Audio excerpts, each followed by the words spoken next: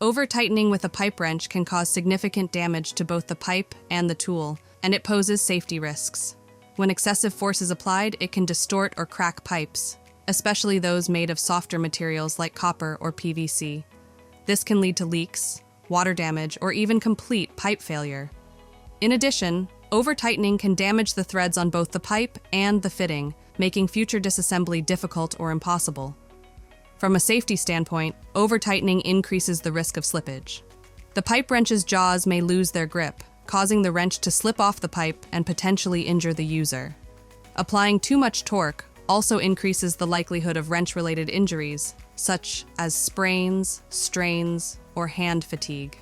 It is essential to apply only the necessary torque to secure a fitting. Using a torque wrench or following manufacturer guidelines can help ensure you don't overdo it. If the pipe starts to deform, or if the wrench feels as though it's reaching its limit, it's a clear sign that you've applied too much force. Taking care to avoid over-tightening extends the life of both the pipe and the pipe wrench, ensuring a secure yet safe connection.